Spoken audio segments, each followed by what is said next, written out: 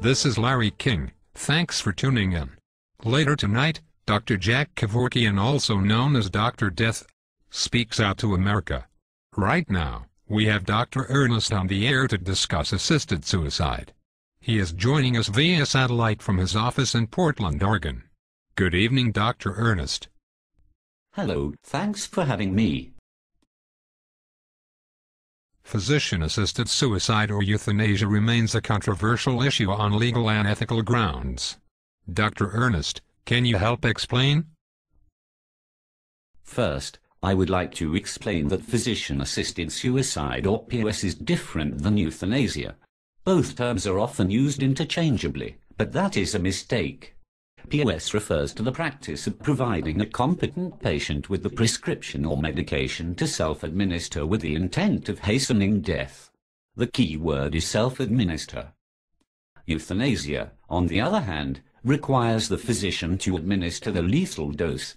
These practices are done with the intent to permit death of terminally ill patients in a relatively painless way for reasons of compassion. Regardless, assisted suicide is highly controversial on legal and ethical grounds because it deals with the sanctity of life.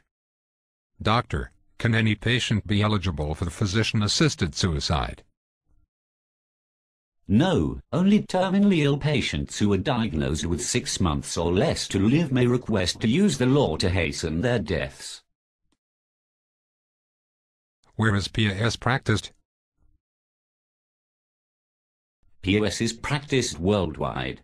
Specifically in the US, it is legally practiced in Oregon, Washington and Montana.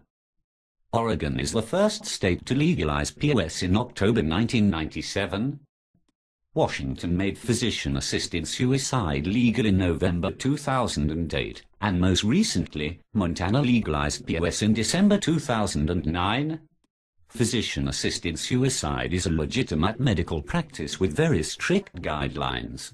This is to protect physicians and patients. What reasons do patients have for requesting assisted suicide? Patients make requests for many different reasons. These factors include loss of autonomy, loss of control, loss of dignity, losing control of bodily functions, and burden among family, friends, and caregivers. What lethal drugs are prescribed for patients? The drugs of choice for physicians are pentobarbital and secobarbital as their lethal medication. According to the Death with Dignity Act of 2007, statistics suggest that 93% of patients died at home, 5% died in hospice, and 2% died elsewhere. Doctor, explain the process of patients requesting POS. First, any request for POS must be taken seriously and immediately and with compassion. Since I am a physician practicing in the state of Oregon, I would provide details regarding POS in Oregon. Patient seeking POS must be an adult 18 years of age or older. Patient must be a resident of Oregon. Patient must be capable, which is defined as having the ability to make and communicate healthcare decisions. Patient must be diagnosed with a terminal illness that will lead to death within 6 months. The patient must make 2 oral requests to his or her physician separated. It must be 15 days apart. The patient must provide a written request to his or her physician signed in the presence of 2 witnesses. The prescribing physician and a consulting physician must confirm the diagnosis and prognosis. This is to prevent misdiagnosis. Both physicians must believe the patient's judgment is not impaired by a psychiatric or psychological disorder, otherwise the patient must be referred for a psychological examination. The prescribing physician must inform the patient of feasible alternatives including comfort care, hospice care, and pain control. The physician must request but may not require the patient to notify his or her next of kin of the prescription request. In addition, to comply with the law, physicians must report to the Department of Human Services of all prescriptions for lethal medications. Don't you think the undereducated and the underinsured would be encouraged or pressured to use the law? Larry, I want to note that since the legalization of POS in 1997 to 2007, about 400 patients have died from assisted suicide in Oregon. The typical profiles of these patients include patients that are 54 to 84 years of age, white, well-educated, and had terminal cancer. In addition, most of these patients were enrolled in hospice. Can you provide insight on the legal and ethical issues of physician-assisted suicide? Certainly, Larry. There are many issues of physician-assisted suicide. Religious groups have argued that POS goes against the sanctity of life.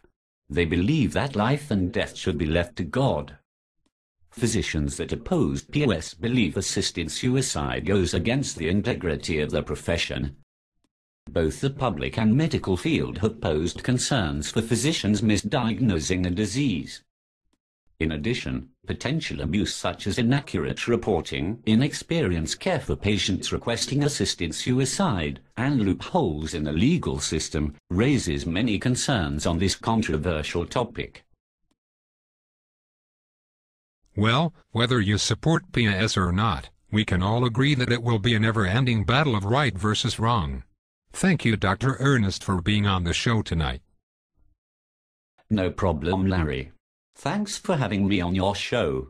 Oh, and I wanted to give a quick shout-out to the students of HCR 220, Samantha, Megan, Kim, Kayleen, Anja, Jorel, and Daryl.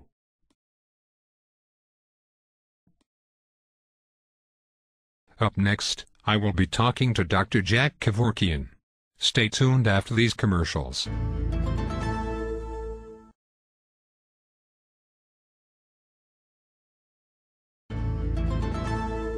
We are now on the air with Dr. Kevorkian via satellite. Doctor, you have assisted up to 130 patients to commit suicide. Some view you as a hero, and others deem you as a zero, a cold-blooded killer for your right to die practices. Do you think it was the right thing to do? I'd done it if I knew it wasn't the right thing to do. It was the right thing to do. I'm a physician. Tell me how you determine if a patient is eligible for assisted suicide. I'm a physician. I see suffering, the patient's suffering. He requests it. I talk to him. We talk to the family. Wait a while. We go back and talk again. He still requests it. I see he's suffering.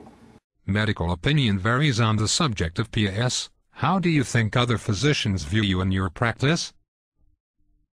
Other doctors don't cooperate with me because they're scared to death. So I have to do everything secretly. And they say, oh, look at him, he sneaks around. Use the van. Because I couldn't find a place to do it. I'm honest. I tell them what I'm going to do. Tell me what you think of our legal system and the courts. I don't care about the system. It's tyrannical. You've served 8 of a 10 to 25-year prison sentence for second-degree murder. Do you regret it? Why, do I look like I regret it? What's wrong with you? You regret it because you're scared of prison. I don't. My rights you don't horse around with. I fight. Now with that 9th Amendment, I got the power, not the Supreme Court. I'm going to give them conniptions. But I got to get the people riled up to fight for their rights. Do you think assisting suicide is a crime? Listen, what's a crime? Give me your definition of a crime. Well, according to Webster's dictionary, a crime is a forbidden act or a grave offense against morality. It's an illegal act. Dictionary says something that's illegal. What's that mean? That means the law says what's a crime. Is it a crime not to wear a seatbelt?